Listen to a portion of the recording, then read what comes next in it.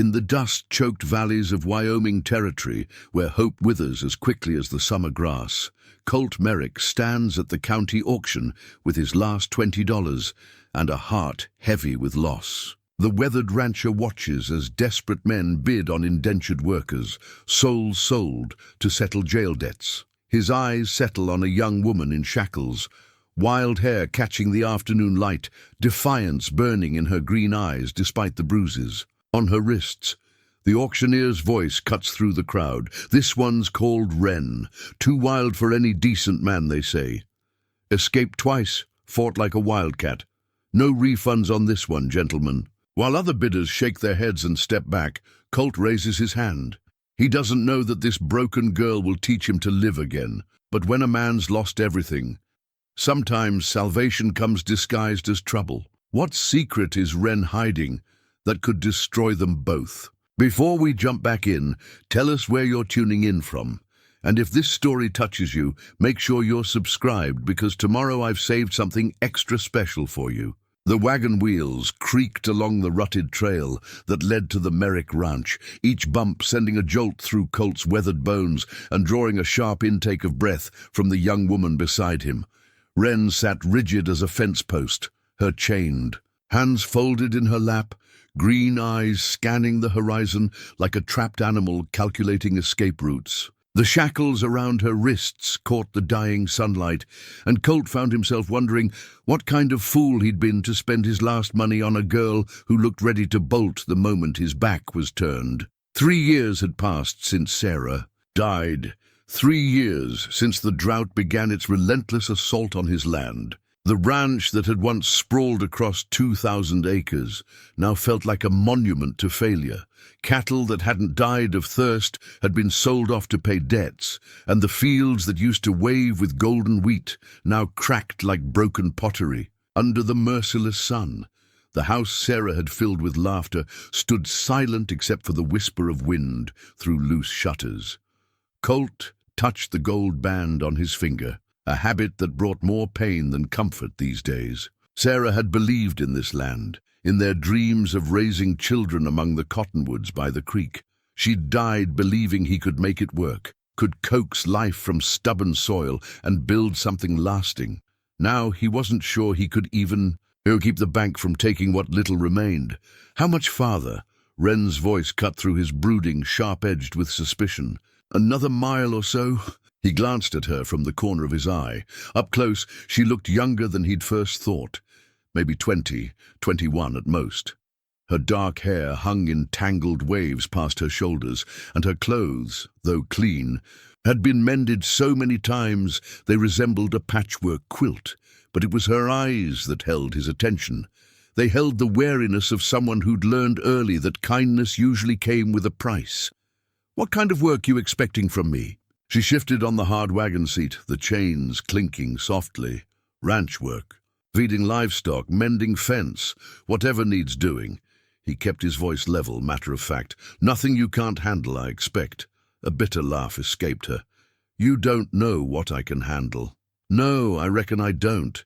He pulled the wagon to a stop as they crested the hill overlooking his property. "But I know what I can't handle, and that's losing this place to the bank. So we'll figure it out together." The ranch spread below them in the gathering dusk, and Colt saw it through. Her eyes, the sagging barn roof, the empty pastures, the house that needed paint and new shingles. It wasn't much to look at anymore, but it was still home. The creek still ran clear when it ran at all, and the mountains still stood guard against the eastern sky like sleeping giants. "It's bigger than I expected," Wren admitted quietly. "Used. To be bigger. Used to be a lot of things." He clicked his tongue to get the horses moving again. "Sarah always said this land had good bones. Just needed the right touch to make it flourish again." "Sarah, your wife?" "Was." The word came out rougher than he intended. "Been gone 3 years now." Wren fell silent at that, and they completed the journey without further conversation. As they pulled up to the house, Colt noticed smoke rising from the chimney of the neighboring Bradley ranch. Tom Bradley had been trying to convince him to sell for months, offering to buy him out before the bank foreclosed. Tom meant well, but he didn't understand that some things were worth fighting for even when the fight seemed hopeless. The front porch creaked under their weight as Colt led Wren to the door. He fumbled with the key, suddenly self-conscious about the dust that had gathered on everything, the dishes he'd left unwashed in the sink, the general air of neglect that seemed to permeate the place. Sarah would have been mortified. "Your rooms?" "Upstairs," he said, lighting an oil lamp against the growing darkness. "Second door on the right. I put some clothes up there that might fit. Belong to my wife. If you don't want to wear them, I understand." Wren stood in the center of the front room, taking in the faded wallpaper, the furniture covered in dust sheets, the cold fireplace that hadn't seen a flame in months. "Where do you sleep?" "Downstairs." Sarah's sewing room. He didn't mention that he couldn't bear to sleep in their bedroom anymore, that he'd moved into the small room off the kitchen because it didn't carry her scent or hold memories of her laughter. "About these chains." She held up her wrists. Colt had almost forgotten about the shackles. The county sheriff had insisted they remain until Wren was settled, but looking at the raw marks on her skin where the metal had chafed, he felt ashamed. "I'll get them off you now." Should have done it sooner. He found the key in his jacket pocket and worked the locks while trying not to notice how she flinched when his fingers brushed her skin. The shackles fell away with a metallic clatter that seemed to echo through the quiet house. Wren rubbed her wrists, staring at the red marks the chains had left. "Most men would have kept them on." "I'm not most men." She looked up at him then, really looked at him, as if seeing him for the first time. "No, I don't suppose you are." Something passed between them in that moment. Not trust exactly, but perhaps the possibility of it. Colt cleared his throat and moved toward the kitchen. "You hungry? I could fix us something to eat." "I can cook." She followed him, glancing around the tidy but lifeless kitchen. "Used to cook for the people who raised me." The outlaws the sheriff mentioned. Her face shuttered immediately. "They weren't all bad.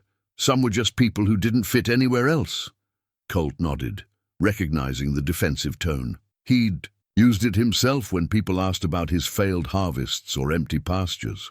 "Well, tomorrow we'll see about getting you started with the ranch work. For tonight, just get some rest. There's a basin and pitcher upstairs, soap too."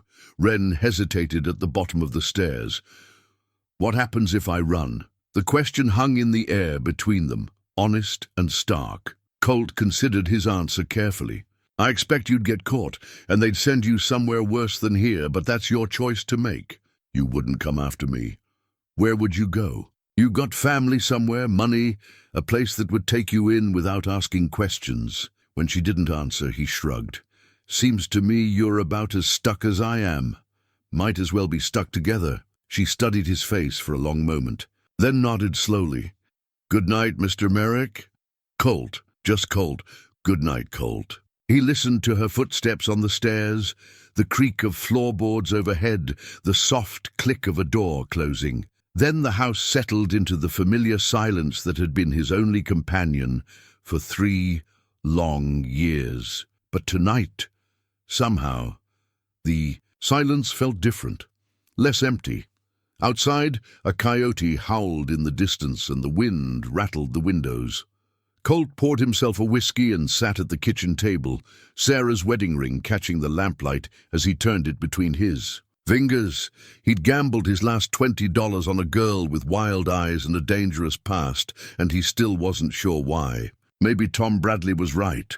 Maybe he should sell out, take what little he could get, and start over somewhere else. But as he sat in the house Sarah had loved, listening to the subtle sounds of another person moving around upstairs, he felt something he hadn't experienced in years, a tiny spark of hope. Tomorrow would bring its own challenges. The banknote was still due, the cattle still needed feeding, and he had a fugitive upstairs who might disappear before dawn. But tonight, for the first time since Sarah's funeral, Colt Merrick wasn't completely alone. He finished his whiskey and climbed the stairs, pausing outside Wren's door. No sound came from within, but he could see lamplight underneath the doorframe. She was awake, probably planning her escape, or wondering what kind of man would bid on a stranger at an auction. "Sleep well," he whispered to the closed door, then made his way to his own lonely room, where Sarah's absence waited like an old friend. The morning sun painted the kitchen in shades of gold when Colt came downstairs to find Wren already at the stove, her hair braided back and wearing one of Sarah's old work dresses.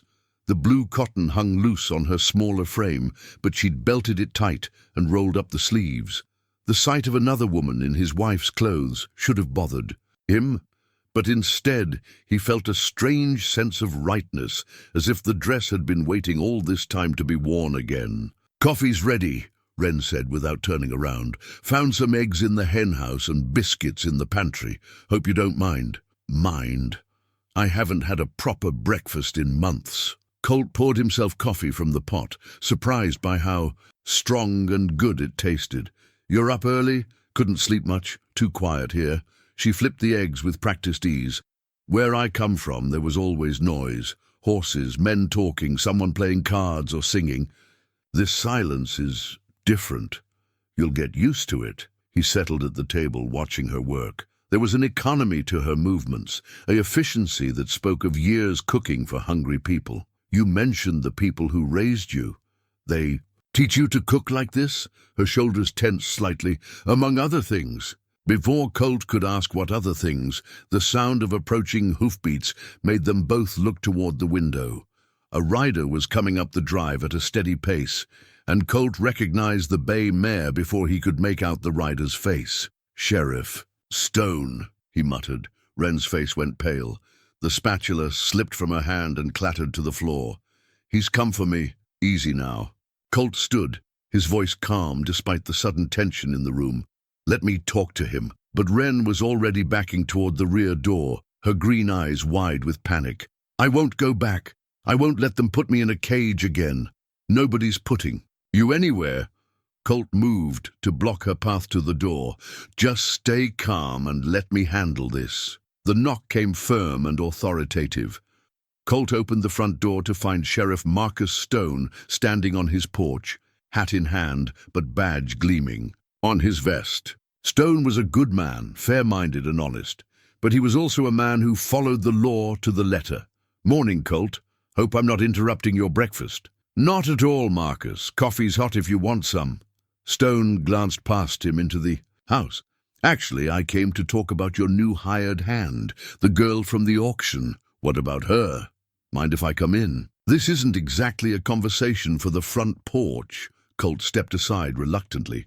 Stone entered and immediately spotted Wren standing frozen by the kitchen door, her face a mask of defiance over barely controlled fear. "Miss Wren, isn't it?"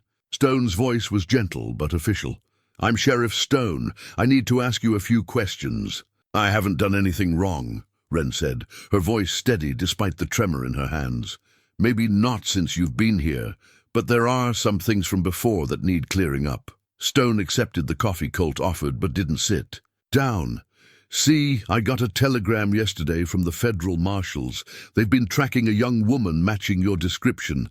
Goes by several names, but they think her real name might be Elizabeth Morrison." Wren's face went completely white. "I don't know what you're talking about." "Elizabeth Morrison disappeared from her father's estate in Colorado 3 months ago. Day before, she was supposed to marry a prominent businessman. Her father's offering a substantial reward for information leading to her safe return." "I'm not Elizabeth Morrison," Wren said, but her voice lacked conviction. Stone studied her carefully. "Federal marshals seem to think different. They're sending someone to question you. Should be here by the end of the week." The words hit the room like a physical blow.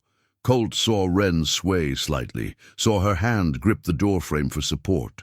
"Marcus, this girl's been through enough. Can't you see she's scared?" "I can see that, and I'm not unsympathetic. But if she's who they think she is, this is bigger than just a runaway girl. There are legal implications, property rights, marriage contracts." Stone's tone remained professional, but Colt caught the apologetic look in his eyes. "I'm sorry, Colt, but I have to ask her to stay in the county until this gets sorted out." "And if I refuse?" Wren's voice was barely above a whisper. Then I'll have to arrest you and hold you in jail until the marshals arrive. I'd rather not do that, but I will if I have to." The kitchen fell silent except for the tick of the mantel clock and the distant lowing of cattle. Colt watched Wren's face, saw the moment when desperation shifted to resignation. She'd been running for 3 months, and now the chase was finally over. "How long do I have?" she asked. "The marshals will be here Friday." "Today's Monday." Stone set down his coffee cup. "I'm sorry about this, miss, I truly am, but sometimes the law doesn't leave us much choice." After Stone left, Wren stood motionless in the kitchen for a long time. Colt busied himself cleaning up the abandoned breakfast, giving her space to process what had just happened. When she finally spoke, her voice was hollow. "I should go tonight, before he comes back." "Where would you go?" "I don't know. Mexico, maybe, or Canada, somewhere they can't find me." Colt turned to face her. "And then what? Spend the rest of your life looking over your shoulder, never staying anywhere long enough to call it home?" "It's better than the alternative." "What? Alternative? Going back to your father, your fiancé?" Wren's laugh was bitter. "You don't understand. You don't know what they're like, what they'll do to me. Then tell me." For a moment he thought she might. Her mouth opened, words seeming to form on her lips, but then she shook her head and turned away. "It doesn't matter. In 4 days, none of this will matter. It matters to me." The words surprised them both. Wren spun around, searching his face. "Why? You don't even know me." "I know enough. I know you're not the wild, dangerous girl they painted you as. I know you've been hurt and you're scared, and you're braver than you think you are." He took a step closer. "I know that in one morning you've made this house feel more like a home than it has in 3 years. Tears gathered in her eyes, but she blinked them back. Don't be kind to me. It makes it harder." "Good. Maybe it should be hard. Maybe running isn't the answer. You don't understand. Then help me understand. Tell me what happened. Tell me why you're so afraid of going back." For a long moment they stood there in the golden morning light, the space between them charged with unspoken possibilities. Then Wren shook her head and headed for the stairs. "I need to think." Colt watched her go, his heart heavy with the knowledge that come Friday, the marshals would take her away, back to a life she'd risked everything to escape, back to people who'd driven her to live among outlaws rather than stay under their roof. Spent the day working alone, mending fence and checking on the few head of cattle he had left. But his mind kept drifting to the woman upstairs, to the fear in her eyes when Stone mentioned her real name, Elizabeth Morrison. It sounded like someone from a different world, someone with money and status and a life laid out before her like a red carpet. But the woman who'd made him breakfast and worn Sarah's dress with such careful respect, she was just Wren, a girl who'd been running so long she'd forgotten how to stand still. That evening, as the sun set behind the mountains, Colt made a decision that would change both their lives forever. He found Wren sitting on the front porch, staring out at the darkening landscape. "I've been thinking," he said, settling into the chair beside her. "About what?" "About Friday. About what happens when the marshals come." She turned to look at him, hope and fear warring in her expression. "I think," Colt said slowly, "that if you're going to run, you shouldn't run alone." The words hung between them like a bridge neither was sure they should cross. Wren stared at Colt in the gathering twilight, her green eyes reflecting the last traces of sunset. "You don't mean that," she said finally. "I wouldn't have said it if I didn't mean it. You'd give up everything? This ranch, your life here, all for someone you met yesterday?" Colt leaned back in his chair, considering the question seriously. The ranch was failing anyway, had been failing long before Wren arrived. The bank would foreclose within months. Whether he stayed or went, but there was more to it than simple arithmetic. "This place died with Sarah," he said quietly. "I've just been too stubborn to admit it. Maybe it's time to start over somewhere new." Wren shook her head. "You don't understand what you'd be getting into. The people looking for me, they have money, power, connections. They won't just give up. Then we'll have to be smarter than they are. We." She repeated the word like she was testing its weight. "There is no we, Colt. There's just me and the mess I've made of my life." Seems to me there's more to it than that. He studied her profile in the dim light. A person doesn't run from a good life. Whatever you left behind, it was bad enough that living with outlaws seemed like a better choice. A bitter smile crossed her lips. The outlaws were kinder to me than my own family ever was. Tell me about them. The people who raised you. For a moment, he thought she wouldn't answer. Then she drew her knees up to her chest and wrapped her arms around them, making herself small against the vastness of the night. Their leader was a man named Jake Malone, Irish, with hands scarred from fighting and a laugh that could fill a room. He found me when I was 16, half dead from hunger and cold, trying to steal food from their camp. Her voice grew distant, remembering. Any decent person would have turned me over to the authorities. Jake gave me stew and a blanket and asked if I wanted to stay. What about your real family, your father? My father. The words came out like a curse. Harrison Morrison, railroad baron and pillar of society. Do you know what he told me the day I turned 18? That I'd been purchased like a prize heifer, sold to Harold Blackwood to seal a business deal. Colt felt a cold anger building in his chest. Sold? A marriage contract signed when I was 12 years old. Blackwood gets a young wife and access to my father's railroad connections. My father gets to expand his empire into mining territory. She shrugged. I get to be property. So you ran. I tried to fight it first, pleaded, argued, threw every tantrum I could think of. My father had me locked in my room for 2 weeks to come to my senses. When that didn't work, he brought in tutors to teach me how to be a proper wife, how to dress, how to speak, how to submit. Her voice hardened. Harold Blackwood is 63 years old. His first 2 wives died under mysterious circumstances, but my father didn't care about that. The only thing that mattered was the money. The pieces were falling into place now, painting a picture that made Colt's stomach turn. The night you disappeared was supposed to be my wedding night. I'd planned it for weeks, waiting for the right moment. Jake had taught me how to pick locks, how to move quietly, how to disappear. I took only what I could carry and ran. She was quiet for a moment. I'd been running ever since. They sat in comfortable silence as the stars emerged overhead. A carved wooden horse peeked out from Wren's coat pocket, something she'd been carrying when she arrived, though she thought she'd hidden it from his notice. It was small, crude, obviously made by inexperienced hands, but she clutched it like a talisman. Jake make that for you? Colt asked gently. Wren's hand flew to her pocket, startled. I thought I'd hidden it better. Old habits from watching for predators, I expect. Mind if I see it? She hesitated, then pulled out the little horse. It was carved from pine, painted brown with white markings, no bigger than her palm. The paint was worn from handling, and one ear had been carefully glued back on.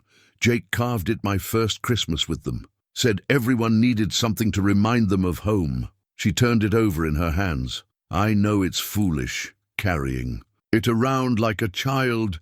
It's not foolish. We all have things that keep us anchored. Colt touched his wedding ring. The question is whether we let them keep us in the past or help us move toward the future. The next morning, Wren proved her worth in ways Colt hadn't expected. She was up before dawn, had the coffee ready and breakfast cooking when he came downstairs, but it was what happened afterward that truly surprised him. Show me the livestock, she said as they finished eating. Colt led her to the barn, pointing out the few remaining cattle, the chickens, the pair of draft horses that were his pride and joy. Wren walked among the animals with an easy confidence that spoke of long familiarity. This mare's favoring her left front hoof, she observed, running her hands along the horse's leg with practiced skill. Stone bruise, most likely. Few days of rest and some warm poultices should fix it right up. How'd you learn so much about horses? Jake's gang specialized in horse trading, among other things. She straightened up, meeting his eyes. I know what you're thinking. Horse thieves. I wasn't thinking anything. Yes, you were, and you're probably right about some of it, but Jake taught me to read sign, to doctor animals, to survive in country that would kill most people. Those aren't skills you learn in a finishing school. She moved to examine the cattle next, her hands gentle but thorough as she checked each animal. This one's pregnant, due within the month, I'd say, and that bull there, he's got proud flesh on his shoulder. Been fighting, probably. Colt stared at her in amazement. You can tell all that just by looking? Jake always said animals don't lie. They tell you exactly what's wrong if you know how to listen. She wiped her hands on the towel he offered. Your herd's in good shape considering the drought. Better than I expected. There used to be more. A lot more. What happened to them? Sold them off to pay debts? Kept just what I needed for breeding stock. He leaned against the fence, watching her work. You really think that mare will be all right? Give me some clean rags and whatever you use for poultices. I'll have her sound in a week. Wren paused, realizing what she'd just offered. If I'm still here, that is. The reminder of her precarious situation cast a shadow over the morning. 3 more days until the marshals arrived. 3 days to decide whether to run or stay and face whatever consequences awaited her. That afternoon, as Colt worked on repairing a section of fence, he caught glimpses of Wren moving around the barnyard. She'd found his wife's gardening tools and was attacking the weeds that had taken over Sarah's vegetable patch. The sight should have bothered him. Another woman touching Sarah's things, working in Sarah's garden, but instead he felt grateful. The garden had been dying along with everything else, but under Wren's careful attention, it might live again. Tom Bradley rode over around sunset, ostensibly to check on Colt, but clearly curious about his new hired hand. Tom was a good neighbor, had been a friend of Sarah's, but he'd never quite understood why Colt couldn't just let go and move on. Heard you picked up a helper at the auction, Tom said, dismounting near the porch where Colt sat watching Wren. Tend to the injured mare. News travels fast. Small county, people talk. Tom's eyes followed Wren's movements. That the girl they say escaped from jail twice? That's what they say. You sure it's wise, Colt, bringing someone like that onto your property? Colt stood slowly, his voice taking on an edge. Someone like what, Tom? You know what I mean. Criminal element. Wild type. Sarah wouldn't have... Sarah's not here. The words came out harder than Colt intended. And that girl's been nothing but helpful since she arrived. Works harder than most men I've known. Tom held up his hands in a placating gesture. I'm just looking out for you, old friend. Don't want to see you get hurt. I appreciate that, but I can take care of myself. As if summoned by their conversation, Wren approached, leading the mare, her movements confident and sure. The horse walked without favoring her injured hoof, clearly improved from whatever treatment Wren had administered. Mr. Bradley, she said politely, though Colt noticed the guarded look in her eyes. Miss, Tom touched his hat brim. Colt says, you've got a way with horses. I know a few things. Where'd you learn, if you don't mind my asking? The question hung in the air, and Colt saw Wren's jaw tighten almost imperceptibly. Here and there, you pick things up when you need to. Tom's smile didn't quite reach his eyes. I'm sure you do. Well, I should be getting back. Mary's got supper waiting. He mounted his horse and looked down at Colt. Think about what I said. Sometimes the smart thing and the right thing aren't the same. After Tom left, Wren finished settling the mare in her stall with quiet efficiency. He doesn't trust me, she observed. Tom's protective. He's been worried about me since Sarah died. He's right to be suspicious. Wren latched the stall door and turned to face him. I am dangerous, Colt. Not in the way they think, maybe, but dangerous all the same. Everyone who gets close to me ends up getting hurt. Is that what happened with the outlaws? They got hurt because of you. Pain flashed across her features. The marshals caught up with us 2 months ago. There was a gunfight. Jake... She stopped, unable to finish. He died protecting you. He died because of me. Because I brought trouble to people who'd shown me nothing but kindness. Her voice broke slightly. That's why I can't let you help me, Colt. I won't be responsible for destroying your life, too. Colt stepped closer, his voice gentle but firm. Seems to me Jake made his own choice, just like I'm making mine. You don't understand. I understand that you're scared. I understand that you've been running so long, you've forgotten what it feels like to have someone stand with you instead of against you. He reached out slowly, giving her time to pull away, and touched her cheek. I understand that 3 days isn't nearly enough time to figure out what's happening between us, but I'm willing to find out if you are. For a moment, she leaned into his touch, her eyes closing. Then she stepped back, shaking her head. 3 days, she whispered. That's all we have. But as she walked back to the house in the gathering darkness, Colt noticed she'd left the little wooden horse on the fence post beside him, a sign, perhaps, that despite her words, she wasn't ready to run just yet. The second morning brought an unexpected gift. Colt woke to find a small bouquet of wildflowers on his kitchen table, prairie roses, Indian paintbrush, and lupine gathered from the meadow beyond the creek. They sat in a mason jar, their colors bright against the worn wood, and filled the room with a sweetness he'd almost forgotten existed.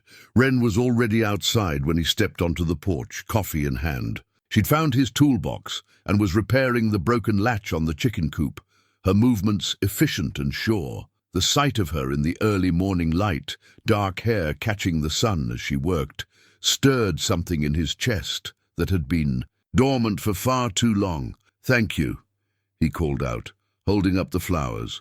She glanced over, a flush rising in her cheeks. They were just growing wild. Seemed a shame to let them go to waste. Sarah used to pick wildflowers, kept them all over the house. He walked closer, watching her hands as she tightened the latch mechanism. "Where'd you learn to fix things like that?" Jake again. Said a person should know how to repair what breaks, whether it's a door latch or a broken heart. Her voice caught, slightly on the last words. Though I'm not sure he was right about the second part. Maybe healing just takes longer than fixing. She looked up at him then, something vulnerable in her expression. "Is that what you think I need?" "Healing? I think we both do." They worked together throughout the morning, Colt teaching her the rhythms of ranch life, while she shared hard-won knowledge about reading weather signs and animal behavior. She had an instinct for the work that surprised him, could sense when a cow was about to calve, knew which plants would soothe a colicky horse, moved through the barnyard with a natural grace that spoke of deep understanding. "Jake taught you?" "Well," Colt observed as they paused for lunch, "Jake taught me to survive. Everything else I had to figure out on my own." She unwrapped the sandwiches she'd prepared, her expression thoughtful. "He used to say that running was just another kind of prison if you never learned to stand still long enough to live." Sounds like a wise man. He was, but wisdom doesn't stop bullets. The pain in her voice was raw, unguarded. "I keep thinking if I'd been smarter, faster, maybe he'd still be alive. Or maybe you'd both be dead." Colt's tone was gentle but firm. "Sometimes the only choice is between one tragedy and a worse one." That afternoon brought an unexpected test of Wren's skills. One of the cows, a young heifer Colt had been particularly fond of, went into difficult labor in the far pasture. By the time they reached her, she was in obvious distress, the calf positioned wrong and both mother and baby at risk. "We need to get her to the barn," Colt said, but Wren was already kneeling beside the struggling animal. No time. The calf's breached. Her hands moved with calm expertise, examining the situation. "I can turn it, but I'll need your help to keep her calm." What followed was an hour of intense, careful work. Wren's small hands were an advantage as she gently repositioned the calf, her voice a constant murmur of encouragement to the frightened cow. Colt held the heifer's head, stroking her neck and speaking in low, soothing tones, marveling at how naturally he and Wren worked together. When the calf finally emerged, wet and perfect and bleating with indignation, both humans sat back in exhausted relief. The mother cow immediately began cleaning her baby, her earlier distress forgotten in the face of new motherhood. "That was incredible," Colt said, watching Wren clean her hands in the creek. "Where did you learn to do that?" Jake's gang wintered in rough country sometimes. Animals got into trouble, and there wasn't always a veterinarian around. She dried her hands on her skirt, smiling at the sight of the wobbly-legged calf trying to nurse. Besides, bringing life into the world never gets old, no matter how many times you do it. "Sarah would have loved this," Colt said without thinking. "She always said birth was the closest thing to magic she'd ever seen." Wren's smile faded slightly. "Tell me about her, about Sarah." They sat by the creek as the sun began its descent toward the mountains, and Colt found himself talking about his wife in a way he hadn't been able to since her death. He told Wren about Sarah's laugh, her terrible cooking when they were first married, the way she could coax vegetables from the most stubborn soil. He talked about their dreams for the ranch, their plans for children, the quiet contentment of their life together. "She sounds wonderful," Wren said when he finished. She was. She was everything good and bright in my world." He picked up a smooth stone and skipped it across the creek's surface. "I thought when she died that the good part of my life was over, that all I had left was hanging on until my time came too. And now? Now I'm not so sure. These past few days." He looked at her, this wild-haired girl who'd stumbled into his life like a gift he didn't know he needed. "You make me remember what it feels like to look forward instead of back." The moment stretched between them, full of possibility and danger in equal measure. Then Wren stood abruptly, brushing off her skirt. "We should head back. It'll be dark soon." But as they walked toward the house, she surprised him by reaching for his hand. Her fingers were small and calloused, scarred from hard living, but they fit perfectly in his. Neither of them spoke about the gesture, but neither pulled away either. That evening, Colt made a decision that would have shocked his neighbors. He pulled out Sarah's collection of books, volumes of poetry, novels, even some technical manuals on ranching and animal husbandry, and offered to teach Wren to read better. "I can read some," she protested, but he'd noticed her struggling with the newspaper he'd left on the kitchen table. "Jake teach you?" "A little. Mostly I picked it up from wanted posters and newspaper headlines." She ran her fingers over the leather binding of a volume of Tennyson. "These are beautiful books." Sarah loved to read, always said books were windows into other worlds. He opened the poetry collection to a page marked with a pressed flower. "She used to read to me in the evenings.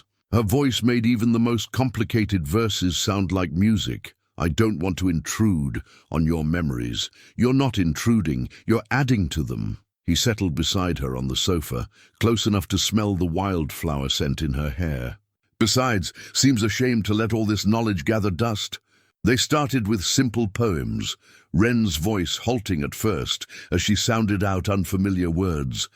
But she was a quick learner, and soon she was reading with growing confidence. When she stumbled over a particularly difficult passage, Colt would help, their heads bent close together over the pages.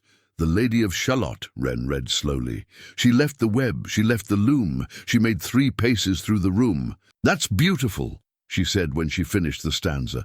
"Sad but beautiful. What happens to her?" "Keep reading, you'll see." As the evening wore on, they moved from poetry to one of Sarah's novels, an adventure story about pirates and treasure, that made Wren laugh out loud at the more ridiculous plot twists. The sound of her laughter filled the house with life it hadn't known in years. "This is silly," she said, giggling as the hero swung from a chandelier to rescue the heroine. "No one actually does things like this," says the girl who escaped from jail twice and lived with outlaws. "That's different. That was survival, not romance." But she was still smiling as she said it. When they finally closed the book, the fire had burned down to embers, and the night was deep around them. Wren stretched, then seemed to realize how close they were sitting, how intimate the evening had become. "I should go to bed," she said, but she made no move to leave. "Wren." Her name came out softer than he'd intended. "What happens Friday? When the marshals come?"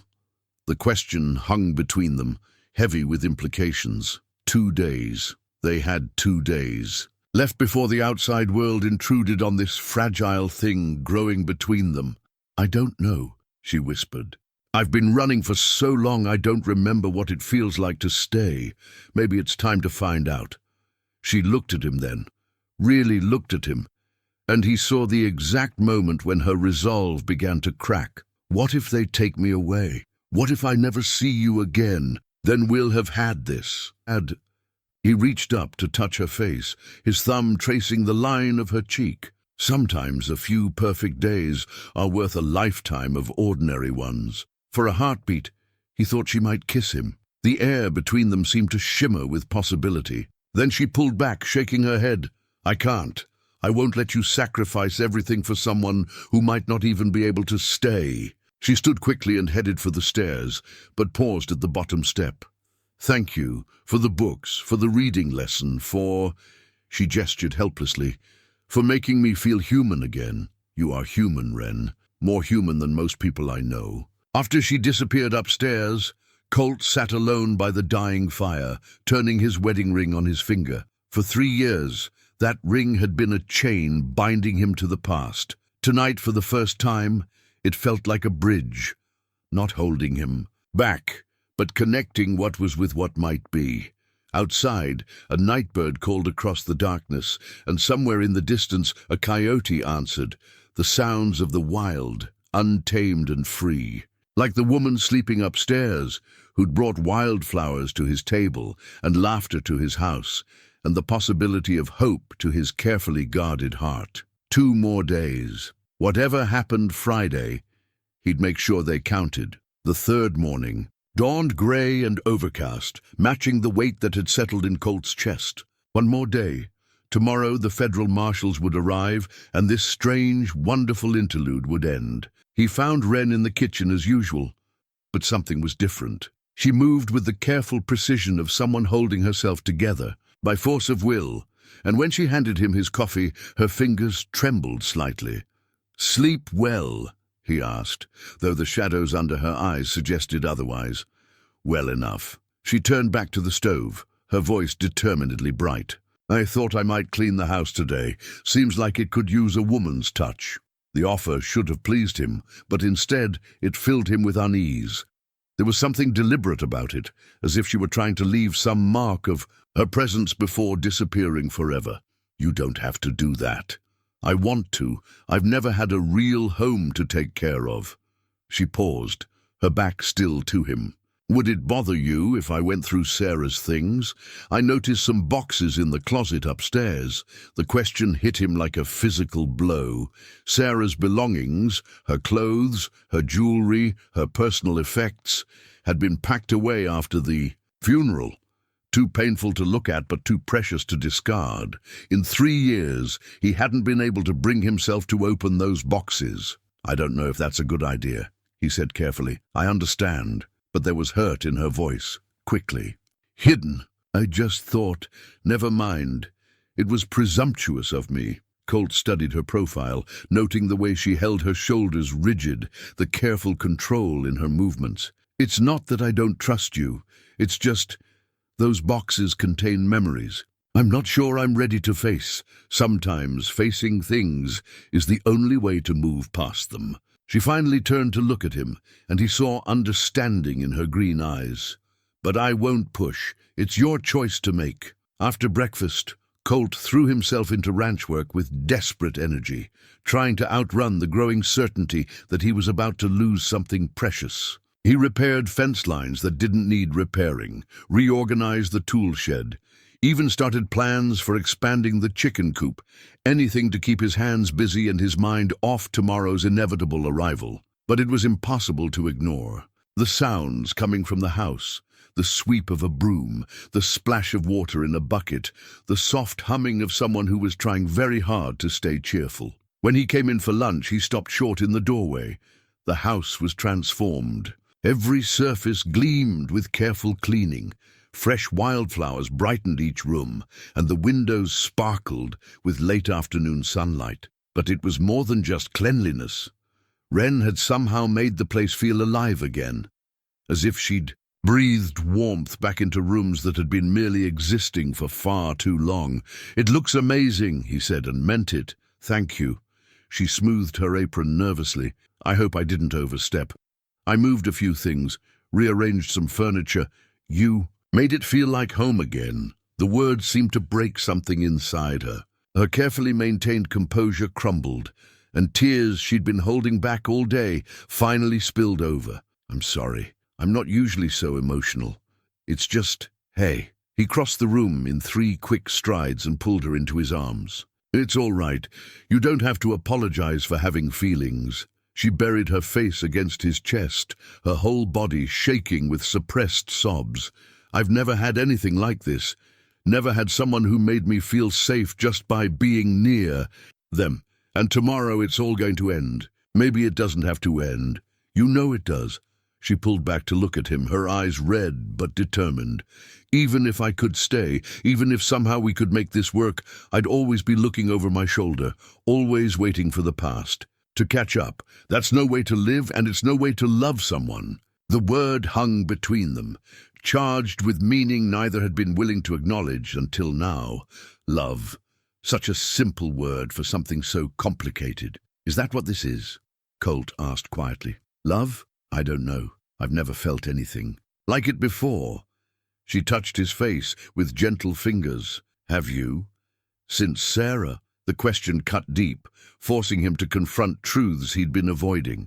No. I thought I never would again. Thought that part of my life was over. But you make me want to try. You make me remember what it feels like to have something worth fighting for. They stood there in the gleaming kitchen, holding each other as if they could stop time through sheer force of will. Outside, storm clouds were gathering on the horizon, and the wind picked up, rattling the windows with growing intensity. There's something I need to show you, Wren said suddenly. Something I found while I was cleaning. She led him upstairs to the master bedroom, the room he hadn't entered since Sarah's death. Wren had cleaned here too, he realized, aired out the mustiness and let in the light. On the bed lay an open wooden box, and beside it, several items, arranged with careful reverence. I found this in the wardrobe, Wren explained. I know you said not to go through her things, but the box was open, and these fell out. Sarah's recipe book lay open to a page titled Apple Butter, Grandmother's Recipe. Beside it were photographs. Sarah in her wedding dress, laughing at something outside the camera's view. Sarah in the garden, soil on her hands and joy on her face. Sarah and Colt together on their wedding day, so young and full of hope it made his chest ache. But it was the letter that undid him completely. Written in Sarah's careful script on their anniversary paper, it was dated just weeks before her death. My dearest Colt, Wren read softly, if you're reading this, then I'm gone. And you're probably thinking you'll never love again. But I know you better than that. I know the size of your heart, the depth of your capacity for caring. Please don't let my death become your prison. I can't, Colt said roughly, turning away. I can't hear this. She loved you enough to want you to be happy, Wren continued gently. She loved you enough to give you permission to love again. But not like this. Not with someone who's going to disappear tomorrow. Maybe that's exactly why. Wren set the letter down carefully. Maybe loving someone you might lose teaches you not to waste the time you have. That evening, as the promised storm rolled across the mountains, they cooked dinner together from one of Sarah's recipes. It should have felt wrong, using his dead wife's instructions to prepare a meal with another woman, but instead it felt like a blessing. As if Sarah were somehow giving her approval to this fragile, beautiful thing growing between them. She was a good cook, Wren observed, tasting the stew. Better than me. Different, not better or worse, just different. Colt watched her move around the kitchen with increasing familiarity. Sarah was comfortable, like a warm fire on a cold night. You're more like lightning, dangerous and beautiful and impossible to predict. Is that good or bad? It's honest. They ate by candlelight as rain lashed the windows and thunder rolled across the sky. The storm seemed to heighten the sense of isolation, of being cut off from the world and its demands. In this small circle of warmth and light, it was easy to pretend that tomorrow would never come.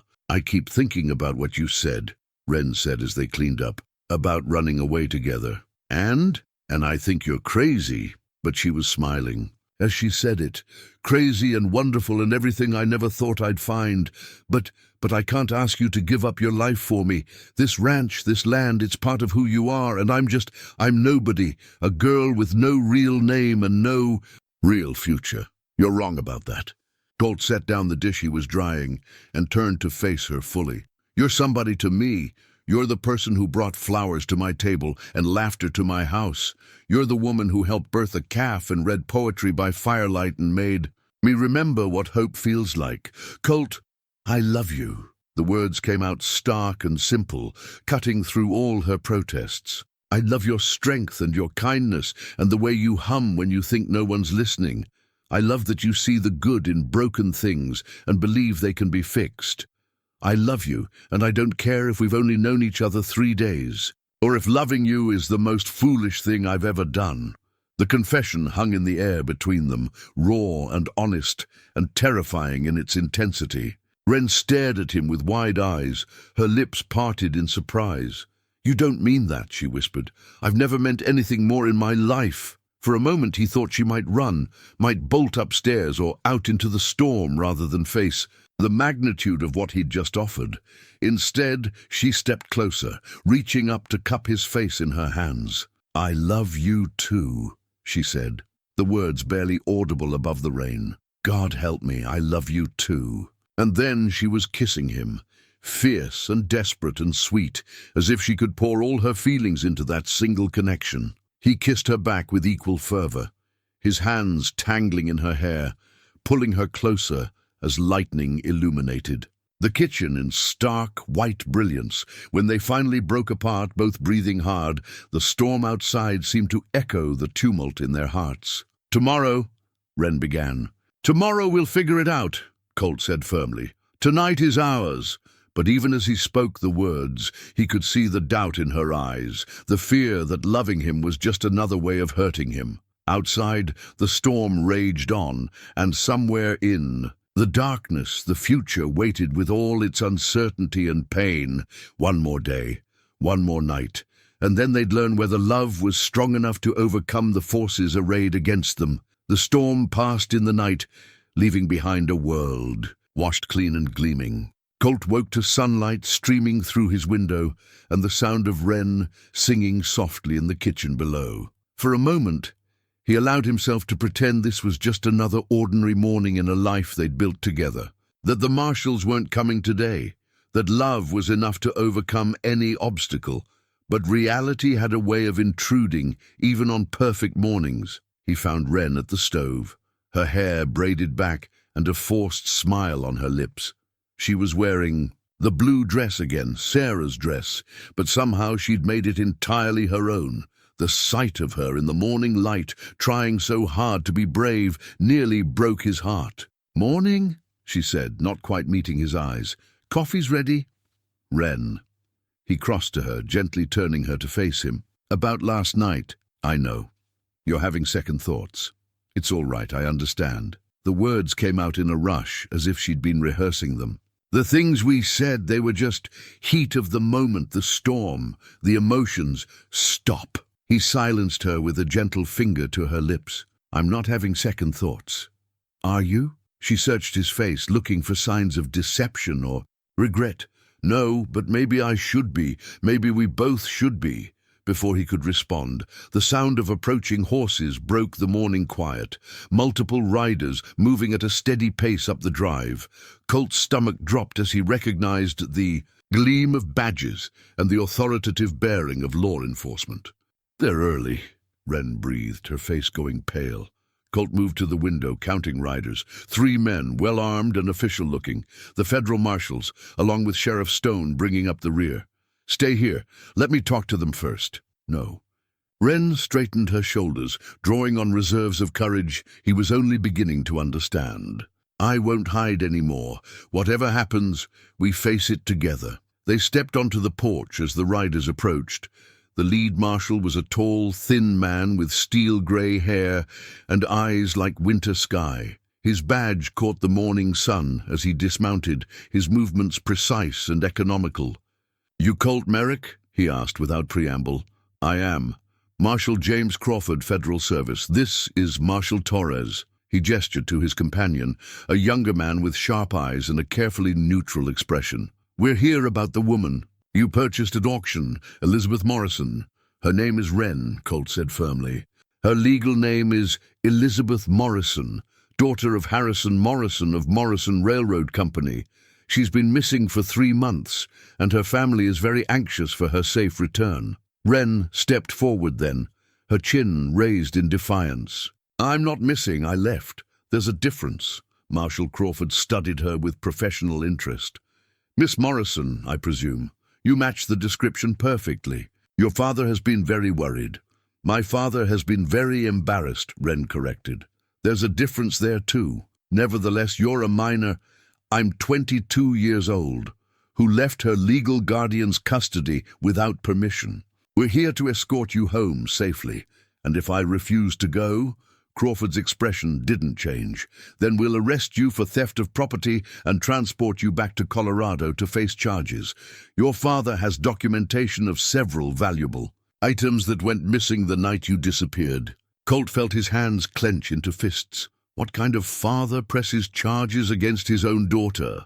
The kind who suffered considerable embarrassment and financial loss due to her actions. Crawford replied coolly. "Miss Morrison was legally contracted to marry Harold Blackwood. Her disappearance has caused significant damage to both families' reputations and business interests." "You can't force someone to marry against their will," Colt protested. "The marriage contract was signed by her legal guardian when she was a minor. It's perfectly valid under Colorado law." Crawford pulled out a folded document. "This is a writ demanding her immediate return. You can read it if you like, but the legal language is quite clear." Wren's face had gone ashen, but her voice remained steady. "What if I'm already married? What if I've taken another husband?" Crawford raised an eyebrow. "Have you?" She faltered, glancing at Colt. "Marriage requires proper documentation. Miss Morrison, a license, witnesses, official ceremony. Do you have such documentation?" The silence stretched between them, heavy with implications. Colt saw the trap closing around them, saw how thoroughly they'd been outmaneuvered by people with money and power, and the law on their side. "I thought not," Crawford said with satisfaction. "Now, if you'll gather your things, we'd like to be on the road within the hour. It's a long ride back to Colorado." "Wait." Colt stepped between Wren and the marshals. "What if she doesn't want to go? What if she chooses to stay here of her own free will? Then she'll be arrested and extradited anyway." "Mr. Merrick, I understand your attachment to the young lady, but the law is quite clear on this matter. She's the property of her family until she marries, and she's contracted to marry Mr. Blackwood." "Property." Colt spat the word like a curse. "You're talking about a human being, not a piece of livestock. I'm talking about legal contracts and family obligations. Now, Miss Morrison, your things." Wren stood frozen for a moment, then turned toward the house. But instead of going inside, she walked to the porch rail and picked up something Colt hadn't noticed, a silver locket that had been lying beside the morning coffee cups. "Before I go," she said, her voice carrying a strange new confidence, "I think you should see this." She opened the locket with careful fingers, revealing a miniature photograph inside. Crawford glanced at it dismissively, then looked again, his expression sharpening. "Where did you get this?" "It was my mother's. Her real name was Clara Whitmore." Wren's voice grew stronger with each word. "She was the daughter of Judge William Whitmore of Denver. Perhaps you've heard of him?" Crawford's face had gone very still. "Judge Whitmore died 15 years ago." "Yes, and his daughter, my mother, died shortly after I was born. She was never legally married to Harrison Morrison." Wren smiled, and there was something dangerous in it, which means, according to Colorado law, I'm illegitimate, and illegitimate children cannot inherit, cannot be bound by contracts signed by non-legal guardians, and certainly cannot be considered anyone's property. The silence that followed was profound. Marshal Torres shifted uncomfortably in his saddle, while Crawford stared at the locket as if it might explode. "This complicates things," Crawford admitted finally. "I imagine it does. Judge Whitmore was very particular about legal documentation. I'm told he kept meticulous records of all his family's affairs." Wren's smile widened. "I'm also told that he specifically disinherited any daughter who bore children out of wedlock, which means Harrison Morrison has been claiming rights to a fortune that was never his to claim." Colt stared at her in amazement. This was not the frightened girl who'd tried to run 2 days ago. This was someone who'd found her strength and was wielding it like a weapon. "Even if that's true," Crawford said slowly, "it doesn't change the fact that you lived under Morrison's roof, accepted his support. Under false pretenses, he claimed to be my legal guardian when he had no such authority." Wren stepped closer. To the marshal, her green eyes blazing.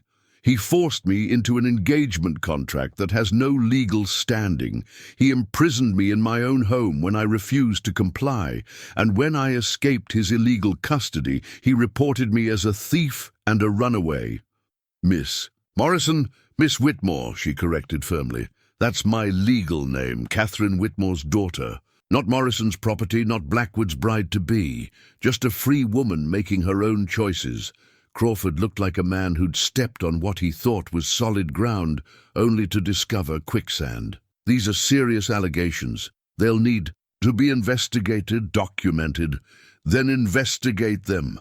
But while you do, I'll be staying here with the man I choose to be with." "It's not that simple." "Actually," Sheriff Stone spoke for the first time, spurring his horse forward, "I think it might be.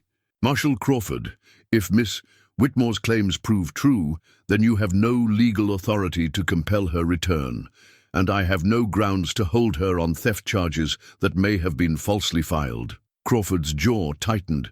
"This will need to be resolved through proper legal channels." "Agreed," Wren said calmly. "I'm perfectly willing to appear before a judge to sort out these misunderstandings, but I'll do so as a free woman, not as anyone's prisoner." The marshal stared at her for a long moment, clearly weighing his options. Finally, he folded the writ and tucked it back into his coat. "This isn't over, Miss Whitmore. There will be an investigation. Questions will be asked. I'm counting on it." After the marshals rode away, their departure as tense as their arrival, Colt and Wren stood on the porch in stunned silence. The morning sun climbed higher, burning off the last traces of the storm, and somewhere in the distance, a meadowlark sang its liquid song. "That locket," Colt said finally. "How long have you had it?" "Always. It was the only thing of my mother's. I was allowed to keep." Wren turned the small silver oval over in her hands. "I never understood why Harrison was so angry whenever he saw it. Now I know." "You think he knew? About your mother? About the inheritance?" "I think he's known all along.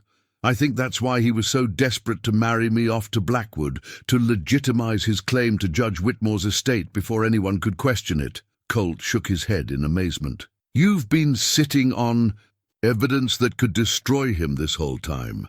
I didn't know it was evidence. I just knew it was mine." She smiled up at him, the first genuine smile he'd seen from her all morning. "But sometimes the things we carry for love turn out to be the things that set us free. So what happens now?" "Now?" Wren slipped the locket back into her pocket and moved into his arms. "Now we have time to figure out what we're building here. No more running, no more hiding.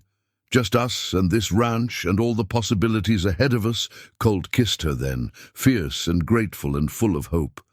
When they broke apart, he could see tears in her eyes, but for the first time since he'd known her, they were tears of joy. "I love you, Elizabeth Whitmore," he said softly. "I love you too, but please call me Wren. Elizabeth was someone else's daughter. Wren is the woman who chose to stay." 3 weeks passed in a kind of golden haze. Wren, she would always be Wren. To him, regardless of legal names, threw herself into ranch life with the enthusiasm of someone finally free to make her own choices. She learned to milk the cow, expanded the vegetable garden, and even convinced Colt to let her help with the more dangerous work of breaking the wild mustang he'd caught the previous summer. The horse, a spirited bay mare with intelligent eyes and a stubborn streak a mile wide, had been deemed unrideable by every cowhand in the county. But Wren approached her with patience and understanding, speaking to her in low, soothing tones that seemed to reach something deep in the animal's soul. "She's been hurt," Wren observed, running gentle hands along the mare's flanks. "See these? Scars! Someone tried to break her spirit instead of earning her trust." "Sounds familiar," Colt said, watching the way both horse and woman seemed to recognize something in each other. "The trick isn't to make her submit. It's to convince her that partnership is better than fighting alone." It was a good life they were building, quiet and honest and filled with the small satisfactions of daily work. Colt found himself looking forward to each morning, to the sight of Wren humming over breakfast, to the way she left wildflowers on his pillow and mended his clothes without being asked. She was healing. He could see it in the way her smiles came easier now, in how she no longer startled at sudden noises or positioned herself near exits in every room.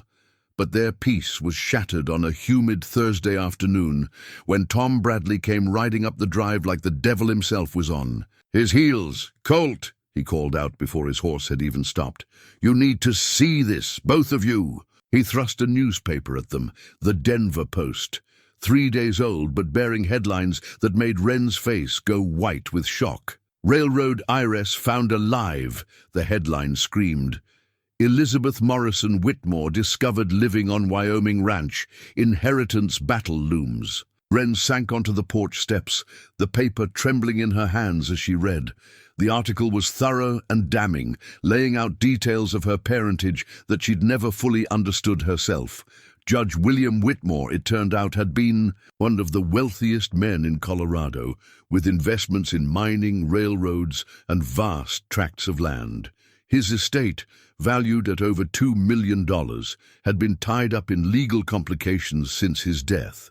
"According to newly discovered documents," Wren read aloud, her voice growing fainter with each word, "Judge Whitmore's daughter, Catherine, bore a child out of wedlock to Harrison Morrison before her death in 1851. The child, Elizabeth Catherine Whitmore, was raised by Morrison but never legally adopted.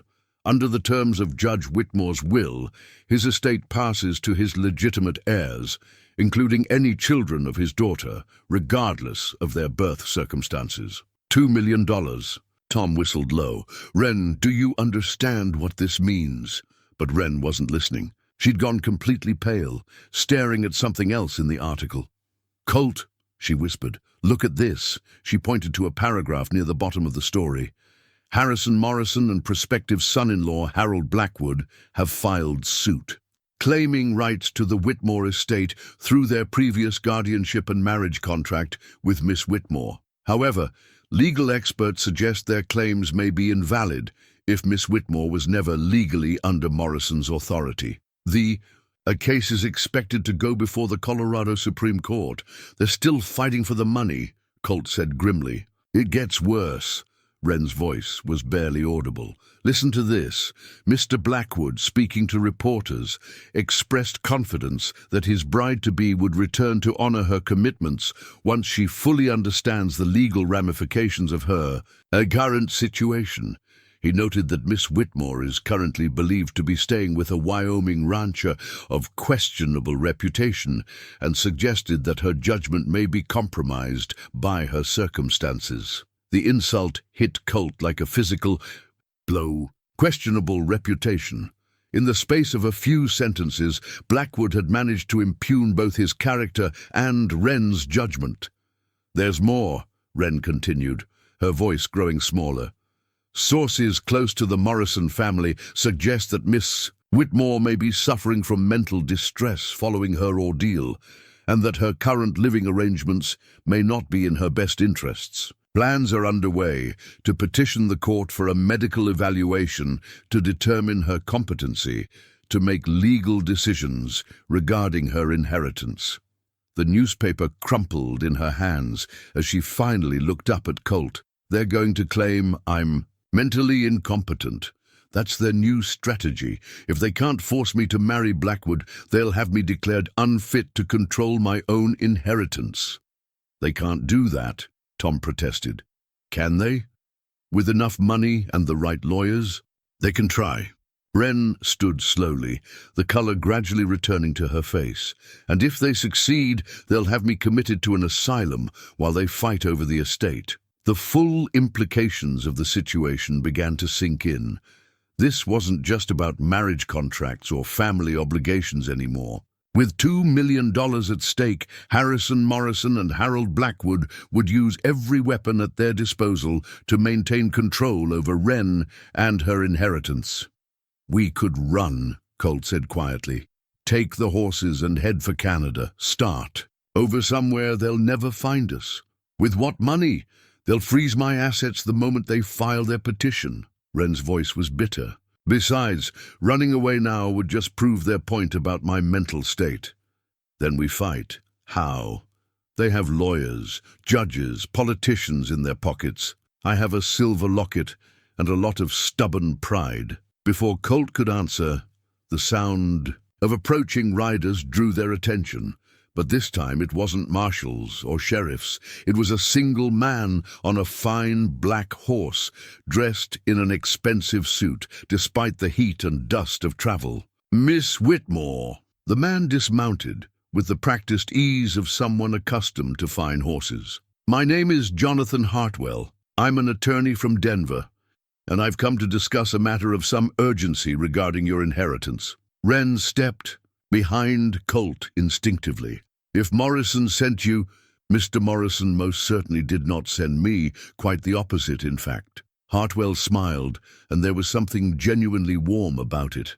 I represent the estate of Judge William Whitmore. I've been searching for his missing granddaughter for 15 years. The words hit like a thunderbolt. Wren stared at the lawyer, her mouth opening and closing without sound. Granddaughter? Colt found his voice first. Indeed. You see, Judge Whitmore never disinherited his daughter Catherine, despite what Mr. Morrison has claimed. In fact, the judge's will specifically provides for any children Catherine might have, legitimate or otherwise. He was fond of his daughter and hoped she might one day return to claim her rightful place in the family. Hartwell reached into his saddlebags and withdrew a leather portfolio. I have here the original will, along with documentation proving Miss Whitmore's identity and legal status. She is not only the sole heir to her grandfather's estate, she's also been free to make her own legal decisions since the day she turned 18. But Morrison raised me, Wren protested weakly. He provided for me. He stole from you, Hartwell corrected gently. Every dollar he spent on your upbringing came from funds that rightfully belonged to you. Judge Whitmore established a trust specifically for his granddaughter's care and education. Morrison has been drawing from that trust for years, claiming expenses for your support while actually profiting handsomely from the arrangement. Colt felt a surge of rage so pure it nearly knocked him backward. He stole from her. Her whole life he's been stealing from her. More than that, I'm afraid. The marriage contract with Mr. Blackwood was part of an elaborate scheme to legitimize Morrison's control over the estate. If Miss Whitmore had married Blackwood, her husband would have gained legal authority over her inheritance, and Morrison would have continued to profit through their business partnership. So, I really am free. Wren's voice was small, disbelieving. You've been free all along, Miss Whitmore. You just didn't know it. Hartwell's expression grew serious. However, I must warn you, Morrison and Blackwood are not going to give up easily. They've already filed preliminary motions questioning your competency and claiming rights to the estate. The next few months are going to be very difficult. What do I need to do? Return to Denver with me. Face them in court, with proper legal representation this time. Show the world that you're a competent, intelligent woman, perfectly capable of managing her own affairs. The words hung in the air like a challenge. Wren looked from Hartwell to Colt, her eyes reflecting the magnitude of the decision before her. "And if I lose, if they somehow convince a judge that I'm incompetent, then you'll be exactly where you are now, with nothing to lose and everything to gain." Hartwell's voice was gentle but firm. "But if you win, Miss Whitmore, you'll not only be free, you'll have the resources to ensure that what happened to you never happens to anyone else." Colt watched Wren's face as she processed this information. He could see the exact moment when the frightened girl disappeared and someone stronger took her place. Someone who'd inherited more than money from her grandfather. She'd inherited his sense of justice. "How long would I be gone?" she asked. "Several months, possibly. The legal proceedings will be complex, and there are business matters to sort out as well. The estate includes significant holdings that have been mismanaged in your absence." Wren turned to Colt, her eyes bright with unshed tears. "I have to go. You know I have to go. I know." The words tasted like ashes, but he forced them out. "When do we leave?" Hartwell raised an eyebrow. "Mr. Merrick, I'm not sure you understand." "I understand perfectly. The woman I love is about to walk into a legal battle with people who've already proven they'll stop at nothing to control her. You think I'm going to let her face that alone?" "Colt, no!" Wren's voice was firm. "Your ranch, your life, you can't just abandon everything. This ranch will still be here when we get back, but if I let you go alone, I might lose you forever." He took her hands in his, not caring that Hartwell was watching. "I told you I loved you. That means all of it. The easy parts and the hard ones. It could be dangerous. Morrison and Blackwood have connections, influence. Then it's a good thing I know how to handle myself in a fight." For a moment she wavered, hope and fear warring in her expression. Then she smiled, the first real smile he'd seen since Tom arrived with the newspaper.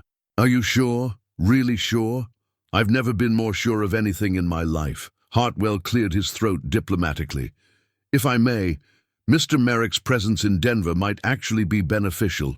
A respectable rancher willing to vouch for Miss Whitmore's character could be quite helpful in court. Then it's settled." Wren squeezed Colt's hands. "We go to Denver, we fight this battle, and we win." As they began making plans for the journey, Colt couldn't help but think about how completely his life had changed. 3 weeks ago, he'd been a broken-down rancher with nothing left to lose. Now he was preparing to fight for a fortune he'd never dreamed of, beside a woman who'd become more precious to him than all the gold in Colorado. Whatever lay ahead in Denver, they'd face it together. And sometimes that was all the advantage you needed. Denver in late autumn was a city transformed by ambition and gold. The streets bustled with mining magnates, railroad barons, and the endless stream of fortune-seekers who flowed through the territory like water finding its level. But beneath the veneer of prosperity, Colt could sense the undercurrents of power and corruption that made men like Harrison Morrison rich and kept people like Wren trapped in gilded cages. Their hotel suite overlooked the heart of the financial district, where Morrison's offices occupied an entire floor of the newest, most impressive building. From their window, Colt could see people scurrying in and out like ants serving their queen, carrying the weight of an empire built on other people's dreams. "He's watching us," Wren observed, standing beside him at the window. "Morrison, he knows. We're here. Good. Let him watch. Let him worry." 3 days had passed since their arrival, 3 days of meetings with Hartwell and his associates, of reviewing documents and preparing for what promised to be the legal battle of the decade. The newspapers had picked up the story with relish, painting it as a David and Goliath tale that sold papers and scandalized society matrons across the territory. But Colt could see the toll it was taking on Wren.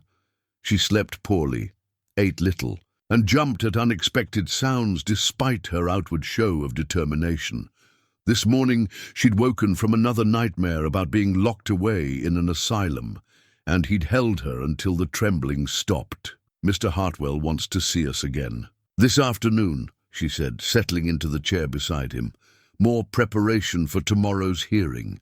Tomorrow. The preliminary hearing that would determine whether Wren was competent to make her own legal decisions. If Morrison and Blackwood succeeded in having her declared mentally unfit, everything else would become academic. They'd control her inheritance and her future, and there would be nothing Colt or anyone else could do to stop them. How are you feeling about it? Terrified, she admitted.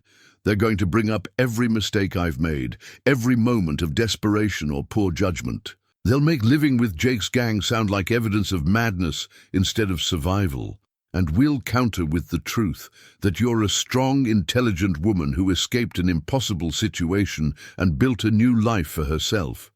Will that be enough? Before Colt could answer, a knock came at their door. Hartwell entered at Wren's invitation, his usually composed demeanor showing signs of strain. "I'm afraid I have difficult news," he said without preamble. "Morrison's lawyers have filed additional motions this morning. They're claiming that your current relationship with Mr. Merrick is further evidence of impaired judgment." Wren's face flushed with anger. What exactly are they claiming? That a woman of sound mind and proper upbringing would never choose to live unmarried with a man of lower social station. Hartwell's distaste for the argument was evident in his voice. "They're painting your attachment to Mr. Merrick as proof of mental deficiency." "Those sons of—" Colt began, but Wren cut him off with a sharp gesture. "What else? They've also produced witnesses who will testify to your erratic behavior during your time in Colorado. Servants who claim you were prone to violent outbursts, periods of melancholy, and conversations with imaginary companions." "Paid witnesses," Wren said bitterly, "or threatened ones." "Undoubtedly, but their testimony will carry weight with a judge who doesn't know you personally." Hartwell sat down heavily. "There's more. They've requested that you be examined by Dr. Cornelius Blackwood, Harold Blackwood's brother, who runs a private sanatorium outside the city." The news hit like a physical blow. Colt saw Wren go pale, saw her hands begin to shake as the implications sank in. "They want to have me committed for evaluation," she whispered. "The motion requests a 30-day observation period to determine your mental state. If Dr. Blackwood finds you incompetent, which he will, since his brother stands to inherit everything if I'm declared unfit." Wren stood abruptly, pacing to the window. "It's brilliant, actually. They get me locked away in a place they control, with a doctor who has every reason to find me insane. We'll fight it, of course, but I want you to understand what we're up against." Hartwell pulled out a thick folder. "They have money, influence, and connections throughout the territorial government. The judge hearing your case, Horace Pemberton, has business ties to several of Morrison's companies. So we're fighting a rigged game." "Not entirely. Judge Pemberton may be connected to Morrison, but he's also proud of his reputation for fairness. If we can present a compelling case for your competency, he'll be reluctant to rule against the evidence just to favor his business partners." Colt moved to stand behind Wren, his hands settling on her shoulders. "What do you need from us?" "Character witnesses. People who can testify to Miss Whitmore's intelligence, stability, and sound judgment. Unfortunately, most of her recent associations have been with, well, outlaws and fugitives, not exactly the sort of references that impress territorial judges." "What about Sheriff Stone? He dealt with Wren fairly when the marshals came." "A possibility, but we need more respectable citizens who can speak to her character." Hartwell's expression was grim. "The problem is, Morrison has had years to poison opinion against her. He's told everyone who would listen that she's mentally unstable, that her mother's madness has manifested in the daughter." "My mother wasn't mad," Wren said quietly. "She was desperate. There's a difference." "Of course there is. But desperation and madness can look very similar to people who've never experienced either." That evening, as Colt and Wren ate dinner in the hotel restaurant, he became aware of the stares and whispers that followed them. Word of their presence had spread through Denver's social circles like wildfire, and everywhere they went, people pointed and murmured behind their hands. "The infamous Elizabeth Whitmore," he heard one woman whisper to her companion, "living in sin with that rough rancher fellow. Absolutely scandalous." "I heard she was raised by criminals," came the reply. "No wonder she turned out so badly. Blood will tell, as they say." Wren's hand tightened on her fork, but she kept eating with determined composure.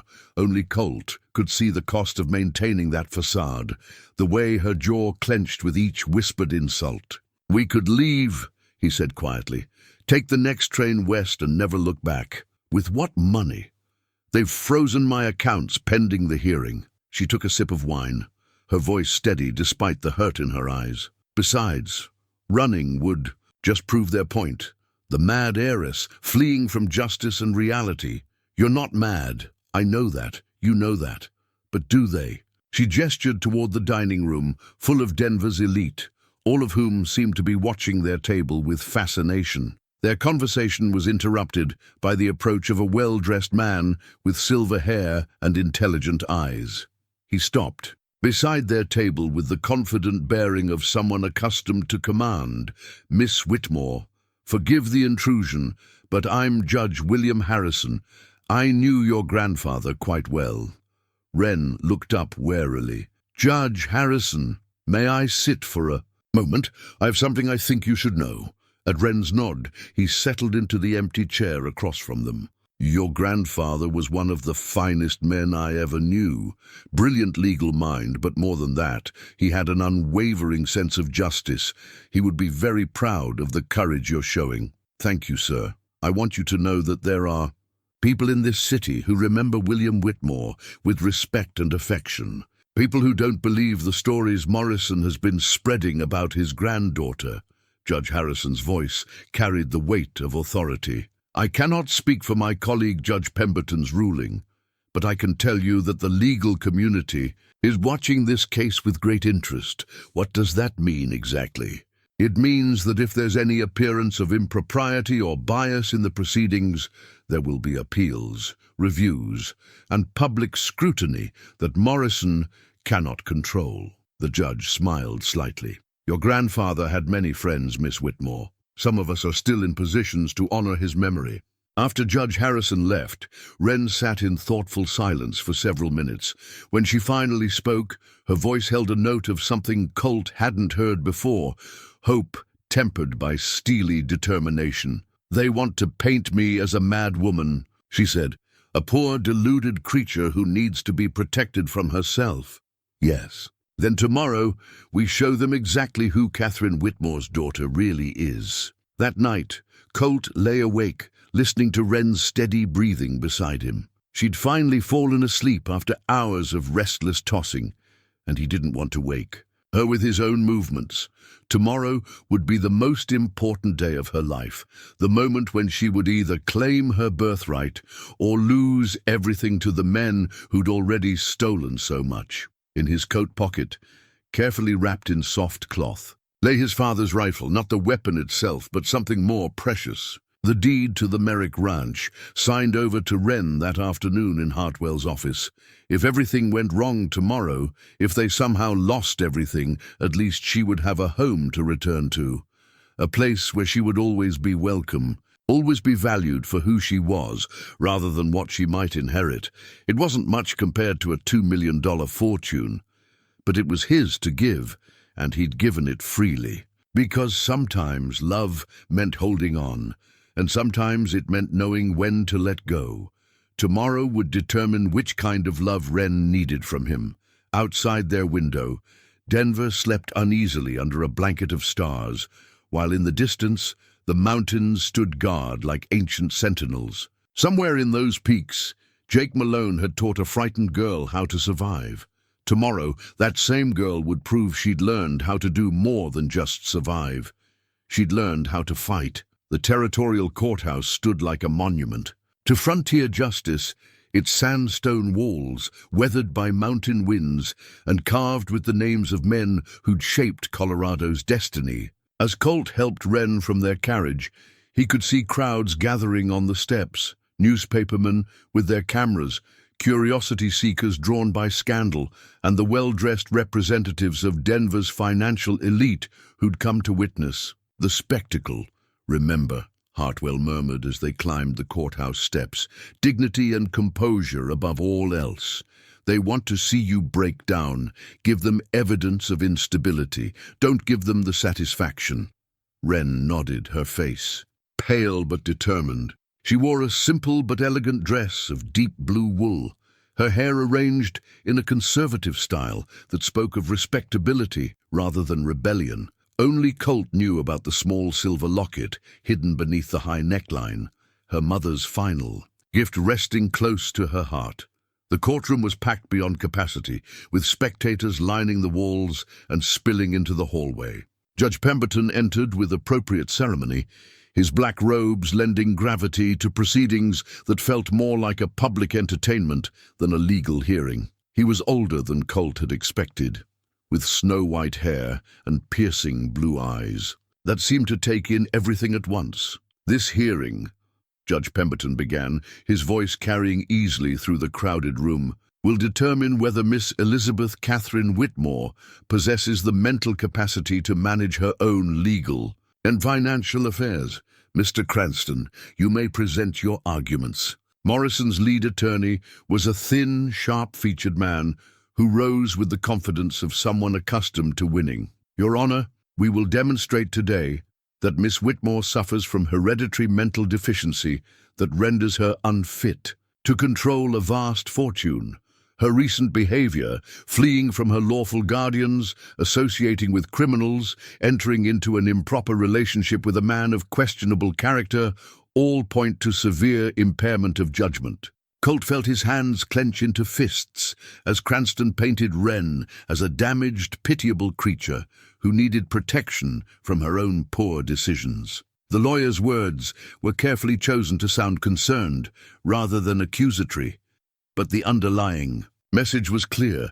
Elizabeth Whitmore was too broken to be trusted with her own life. "Furthermore," Cranston continued, "we have evidence that Miss Whitmore's mother suffered from similar mental afflictions before her untimely death. The family history of instability, combined with the traumatic circumstances of Miss Whitmore's upbringing, have created a dangerous combination that threatens not only her own welfare, but the proper stewardship of a significant estate." When Cranston called his first witness, Colt recognized the man from newspaper photographs, Harold Blackwood himself, impeccably dressed and radiating the kind of cold authority that came from a lifetime of getting his way. Blackwood took the oath with theatrical solemnity, his eyes finding Wren's across the courtroom with possessive intensity. "Mr. Blackwood," Cranston began, "you were engaged to marry Miss Whitmore. In your interactions with her, did you observe any concerning behaviors?"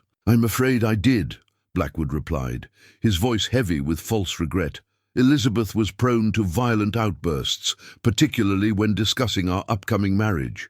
She would fly into rages, throw objects, even threaten self-harm if forced. To discuss wedding preparations, did you interpret these behaviors as normal pre-wedding nerves?" "At first, yes, but as time went on, the episodes became more frequent and more severe. She began talking to people who weren't there, insisting that her deceased mother was giving her advice. On one occasion, I found her in the garden at midnight, having what appeared to be an animated conversation with empty air." Wren's lawyer rose to object, but Judge Pemberton allowed the testimony to continue. Colt watched Wren's face as Blackwood painted her as a delusional madwoman, saw the way she held herself perfectly still, despite the obvious lies being told about her. Did Miss Whitmore ever express coherent reasons for her reluctance to marry? Nothing that made sense. She claimed I was too old, that the marriage was against her will, that her father had no right to arrange such a union. Clearly the products of a disordered mind, since the marriage contract was entirely legal and proper. When Hartwell rose for cross-examination, the atmosphere in the courtroom shifted subtly. "Mr. Blackwood, how old are you?" "I fail to see the relevance. Please answer the question." 64. "And Miss Whitmore was how old when this marriage was arranged?" 18, I believe. So a 64-year-old man arranged to marry an 18-year-old girl. And when she objected to this arrangement, you interpreted her objections as evidence of mental illness. Blackwood's composure cracked slightly. The age difference is not uncommon in marriages of this sort. Marriages of what sort, Mr. Blackwood? Business arrangements? Financial transactions? Objection! Cranston leaped to his feet. Counsel is badgering the witness. Sustained, Judge Pemberton ruled. But Colt could see that Hartwell had made his point. The questioning continued for another hour, with Hartwell systematically dismantling Blackwood's testimony while revealing the financial motivations behind his desire to marry Wren. By the time Blackwood left the witness stand, his face was flushed with anger, and his careful facade of concern had crumbled into obvious resentment. Morrison took the stand next, presenting himself as the grieving surrogate, father who'd done his best to care for a troubled child. His testimony was smoother than Blackwood's, more carefully rehearsed, but Hartwell's cross-examination revealed telling inconsistencies. Mr. Morrison, you claim to have provided for Miss Whitmore's care and education out of the goodness of your heart? Of course, Catherine was special to me. I felt obligated to care for her daughter. And yet you drew funds for her support from a trust established by her grandfather, did you not? Morrison's eyes flickered almost imperceptibly. I was entitled to reimbursement for expenses that far exceeded the actual costs of her care according to the financial records we've reviewed. I provided the best of everything, including isolation from her mother's family, control over her social contacts, and an arranged marriage to your business partner. Very generous indeed. When the prosecution rested, the courtroom buzzed with whispered conversations. Cranston had painted a picture of hereditary madness and dangerous instability, but Hartwell's cross-examinations had revealed the financial motivations lurking beneath the surface. Now it was time for Wren to defend herself. Your Honor, Hartwell announced, the defense calls Miss Elizabeth Catherine Whitmore to the stand. The courtroom fell silent as Wren rose, her spine straight and her head held high. She walked to the witness stand with measured steps, placed her hand on the Bible, and spoke the oath in a clear, steady voice that carried to every corner of the room. Miss Whitmore, Hartwell began gently, tell us about your childhood with Mr. Morrison. Wren's voice was calm but filled with quiet strength. As she began to speak, I was raised in isolation, told that my mother had died in madness and that I carried the same taint. I was forbidden to mention her name, to ask questions about her family, or to form friendships with anyone Mr. Morrison didn't approve of. Did you ever show signs of the mental instability Mr. Blackwood described? I showed signs of desperation. When you're told repeatedly that you're mentally defective, when you're controlled and manipulated at every turn, when you're forced into an engagement with a man old enough to be your grandfather, yes, you fight back. But fighting injustice isn't madness, Mr. Hartwell. It's sanity. Why did you choose to live with the outlaw group led by Jake Malone? Because they treated me with more kindness and respect than my own supposed family ever did. Jake Malone may have been an outlaw, but he never lied to me, never tried to sell me like livestock, never told me I was worthless or broken. Her voice grew stronger with each word. He taught me to survive, to think for myself, to believe that I had value as a human being. And your relationship with Mr. Merrick?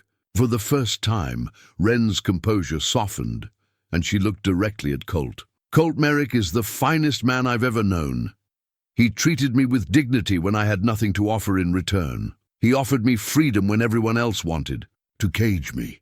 If choosing to love such a man is evidence of madness, then I'm proud to be mad. The courtroom stirred at her words, and Colt felt his heart swell with pride and love for this extraordinary woman who refused to be broken by those who sought to diminish her. Cranston's cross-examination was brutal, designed to provoke the kind of outburst that would confirm his claims about Wren's instability. He questioned her about every decision she'd made, every moment of desperation or poor judgment, painting her escape from Morrison's control as the actions of a deranged mind. But Wren never broke. She answered each question with calm logic, explaining her reasoning without apologizing for her choices.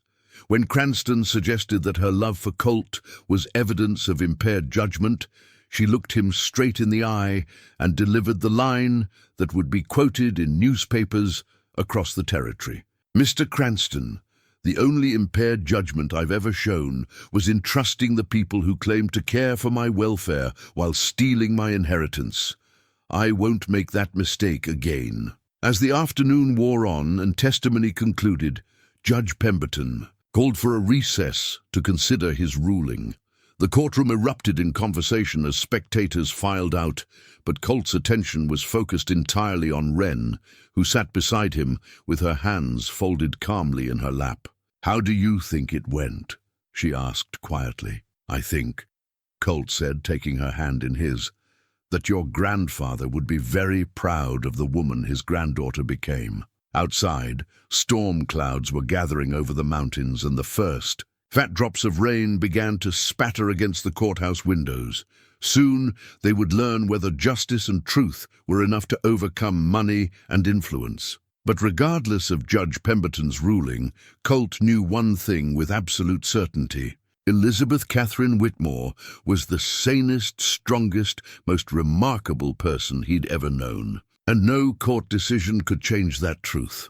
The rain had stopped by the time Judge Pemberton returned to the bench, but the air in the courtroom still felt heavy with expectation. Colt watched Wren's profile as she waited for the ruling that would determine her future. Her hands were steady, her breathing calm, but he could see the pulse beating rapidly at her throat, the only sign of the tension she was fighting to control. "This case," Judge Pemberton began, his voice carrying the weight of careful consideration, "has presented the court with questions that go to the heart of our understanding of individual liberty and family responsibility. We have heard testimony suggesting that Miss Whitmore suffers from hereditary mental deficiency. We have also heard compelling evidence that her alleged symptoms are better explained by the natural responses of an intelligent young woman to intolerable circumstances." The judge paused, his eyes moving across the crowded courtroom before settling. On Wren, the court notes that Miss Whitmore's testimony was lucid, reasoned, and demonstrated a clear understanding of complex legal and financial matters. Her explanations for her past actions, while perhaps unconventional, show logical thinking and sound moral reasoning. Colt felt a flicker of hope, but Pemberton wasn't finished. However, the court must also consider the significant financial interests at stake. The Whitmore estate represents one of the largest fortunes in Colorado Territory, and its proper stewardship affects not only Miss Whitmore, but numerous business interests and employees throughout the region. The hope in Colt's chest began to fade. This sounded like the prelude to a ruling in Morrison's favor, wrapped in careful legal language, but devastating nonetheless. "That said," Pemberton continued, "the court finds that the evidence presented does not support a finding of mental incompetency. Miss Elizabeth Catherine Whitmore has demonstrated both the intellectual capacity and emotional stability necessary to manage her own affairs." The courtroom erupted. Spectators cheered and shouted, newspapermen rushed for the doors, and Morrison's team huddled in urgent, angry conversation. Through it all, Wren sat perfectly still, as if she couldn't quite believe what she'd heard. "Furthermore," Pemberton raised his voice above the chaos, "the court finds that the marriage contract between Miss Whitmore and Mr. Blackwood is null and void, having been entered into by parties without proper legal authority over Miss Whitmore's person or property." "Your Honor!"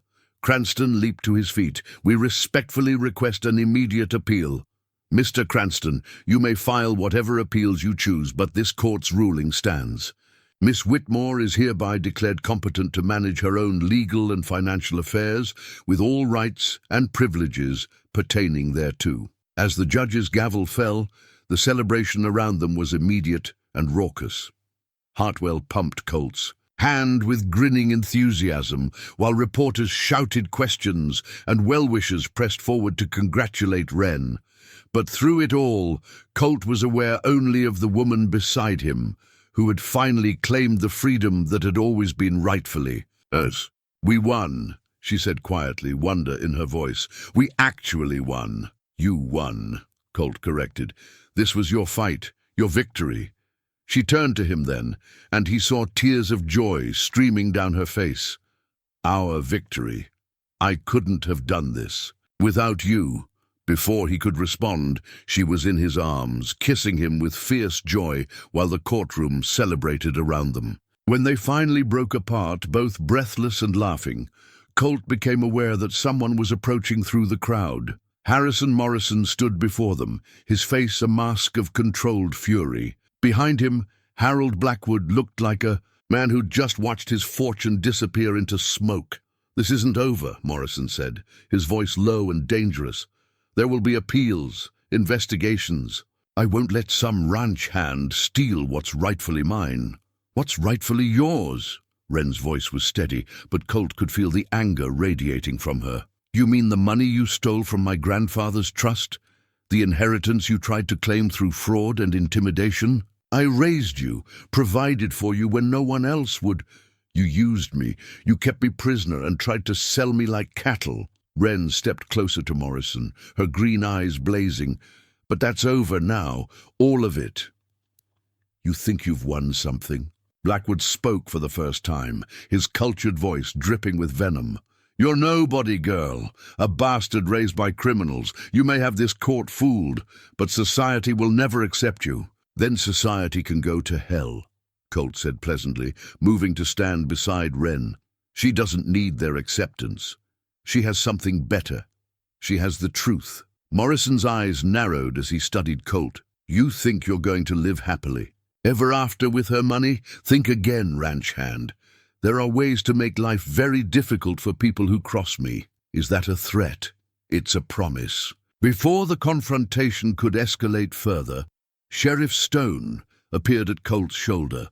The lawman had traveled to Denver to testify on Wren's behalf, and his presence carried the authority of frontier justice. "Gentlemen," Stone said mildly, his hand resting casually on his gun belt, "I think this conversation is over. Miss Whitmore, Mr. Merrick, congratulations on your victory." Morrison and Blackwood withdrew, but not before Morrison delivered a final, poison-filled look that promised this battle was far from finished. That evening, as Denver celebrated around them, Colt and Wren found themselves alone in their hotel suite for the first time since the trial began. The magnitude of what had happened was still sinking in.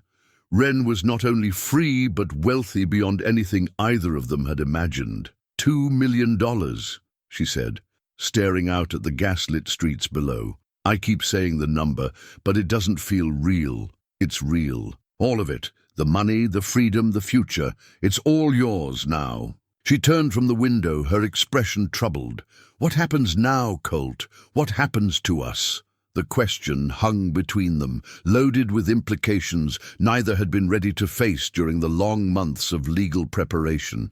Now that the battle was won, they had to confront the reality of their vastly changed circumstances. "What do you want to happen?" She struggled with the words. "I want to go home. Back to the ranch, back to the life we were building together. But is that fair to you, now that I have all this money, all these opportunities? You think money changes how I feel about you? I think money changes everything. Look at Morrison, at Blackwood. It made them into monsters. What if it does the same to me?" Colt crossed the room in 3 quick strides and took her hands in his. "Money didn't make them monsters, Wren. They were already monsters. The money just gave them the power to act on it. You're not like them. You never could be. How can you be sure?" "Because I know you. I know the woman who leaves wildflowers on my table and reads poetry by firelight.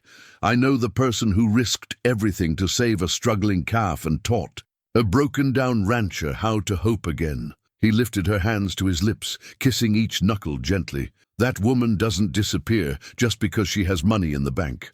"But what kind of life can we have? You're a rancher, I'm an heiress. People will say whatever they want to say. They always have." Colt's voice was firm, certain. "The only question that matters is what we say, what we choose." Wren was quiet for a long moment, her eyes searching his face.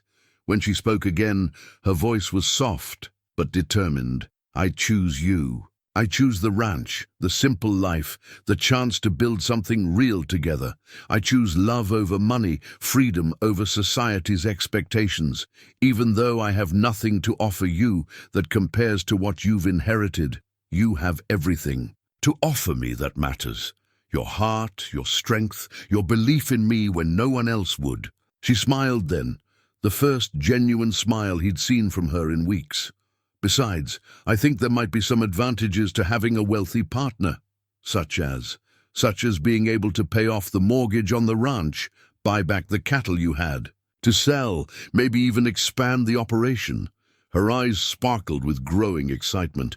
We could build something amazing together, Colt. Not just a ranch, but a real home. A place where people like us, people who don't quite fit anywhere else, can find belonging. The vision she painted was beautiful and impossible, and absolutely perfect. Colt could see it all. The ranch restored and thriving, children running. Through the meadows where he and Wren had first walked together, a life built on love and hard work and the simple satisfaction of tending growing things. "There's just one problem," he said, reaching into his coat pocket. "What?" He pulled out a small velvet box, the one item he'd purchased during their weeks in Denver, using the last of his savings for something he'd thought he might never have the chance to give her. "I can't offer you a fortune or a mansion or a place in high society. All I can offer you is a life on a struggling ranch with a man who loves you more than his own breath." Wren's eyes widened as he dropped to one knee, opening the box to reveal a simple gold band set with a single, perfect emerald. "Elizabeth Catherine Whitmore," he said, his voice rough with emotion. "Will you marry me? Will you be my wife, my partner, my reason for getting up every morning for the rest of my life?" For a heartbeat, she stood frozen, staring down at him with tears streaming down her face. Then she was on her knees beside him, her arms around his neck, her lips on his. "Yes," she whispered against his mouth. "Yes, yes, 1,000 times yes," as he slipped the ring onto her finger, Sarah's rings, which he'd had reset with Wren's birthstone. Colt felt the last pieces of his broken heart finally heal. The woman in his arms was nothing like the wife he'd lost, but she was everything the man he'd become needed. Outside their window, Denver sparkled with electric lights and ambitious dreams. But inside their small room, two people who'd found each other against impossible odds were planning a future built on the simple, revolutionary idea that love was worth more than all the gold in Colorado. Tomorrow they would begin the journey home, back to the ranch where their story had begun, back to the place where Elizabeth Whitmore had become Wren, where a broken-down rancher had learned to hope again, and where two wounded souls had discovered that sometimes the best way to heal was to take care of each other. The legal battle was over, but their real adventure was just beginning. 6 months later, spring had returned to the Wyoming territory with a vengeance. The creek ran full and clear, carrying snowmelt from the mountains in a joyous rush toward the valley floor. The meadows burst with wildflowers, lupine and Indian paintbrush, prairie roses and mountain asters, and the cottonwoods along the water's edge whispered with new leaves that caught the afternoon light like scattered emeralds. Colt stood on the porch of the ranch house, watching his wife hang laundry on the line they'd strung between two sturdy posts. Even 6 months after their wedding, the sight of her moving with easy confidence around their home filled him with a quiet wonder. She wore a simple cotton dress, her dark hair braided back for practicality, and hummed the melody of a hymn she'd learned from Mrs. Bradley. The ranch itself had been transformed by the careful application of Wren's inheritance.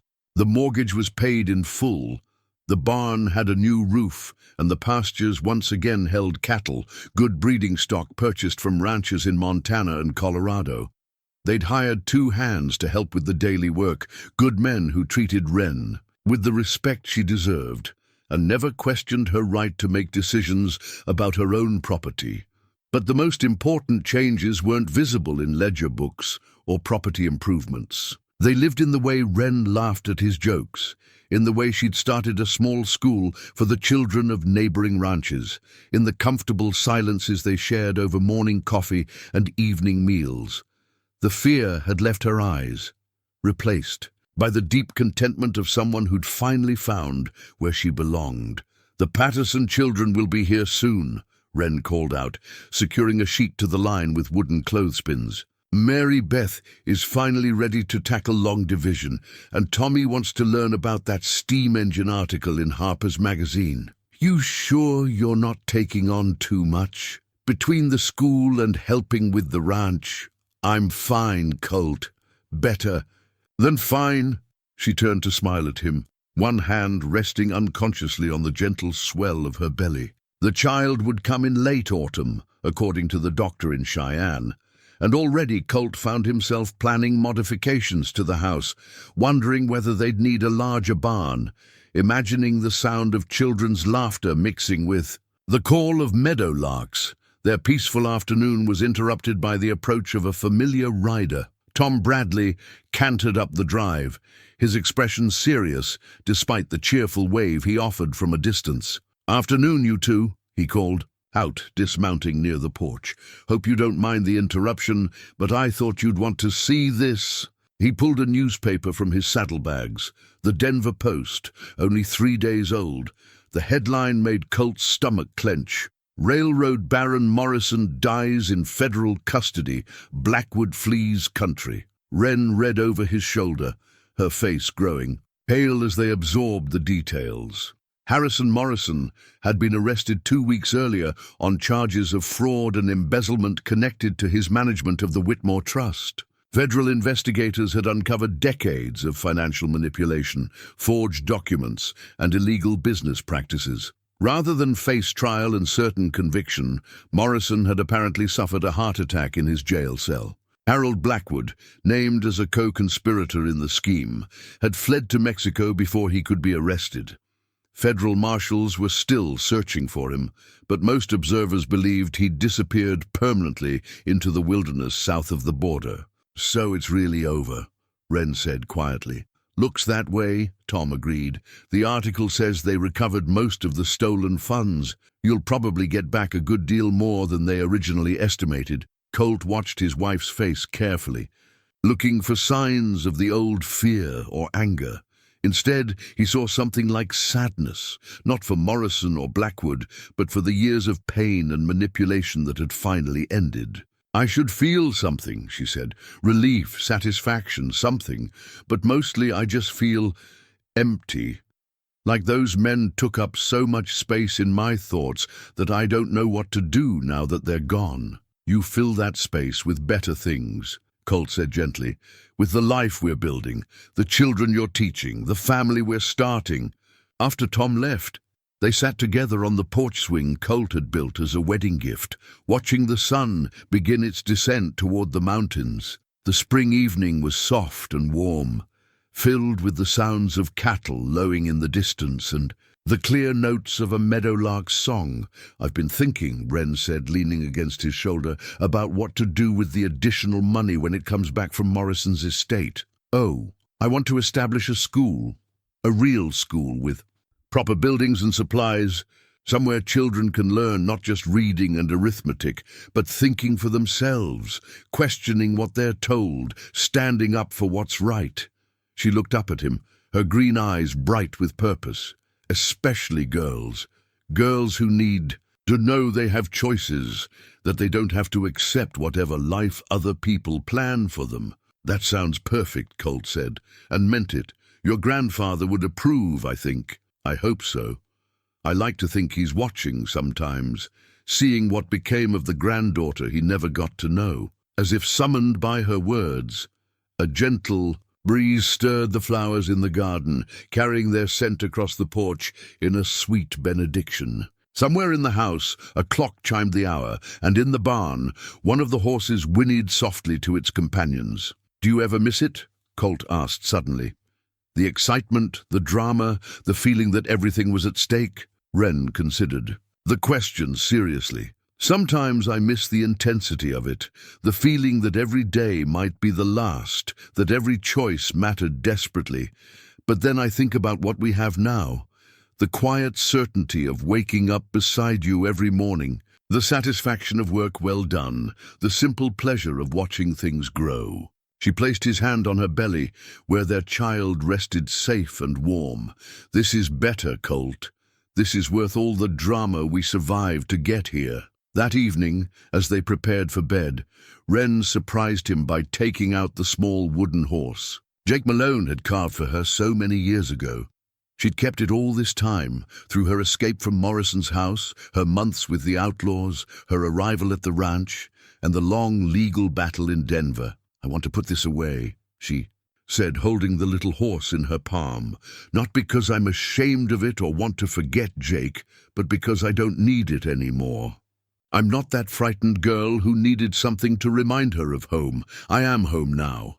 Colt watched as she wrapped the horse carefully in soft cloth and placed it in the trunk at the foot of their bed, not hidden, but preserved, a reminder of where she'd come from and how far she'd traveled to reach this moment of peace. Later, as they lay together in the darkness, listening to the familiar sounds of the ranch settling for the night, Wren spoke one last time.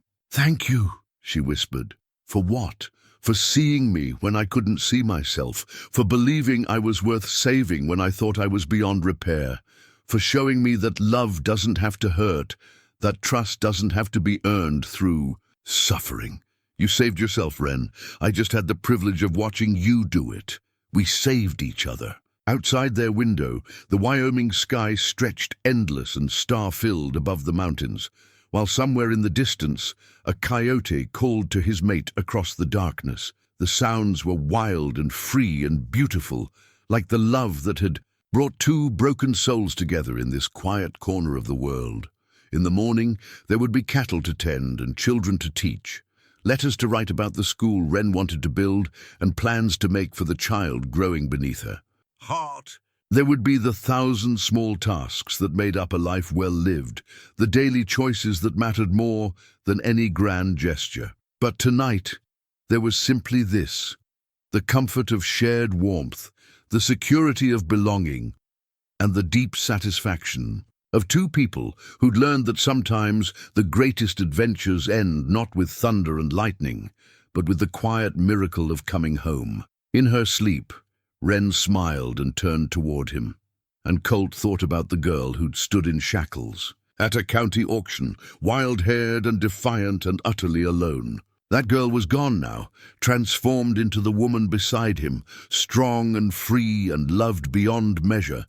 It had been quite a journey from that dusty auction block to this warm bed in a house filled with love and laughter. But then, the best journeys always were the ones that led you home to yourself and to the person who helped you remember who you were meant to be. Outside, the wind sang through the cottonwoods, and somewhere in the meadow, new wildflowers prepared to bloom with the dawn.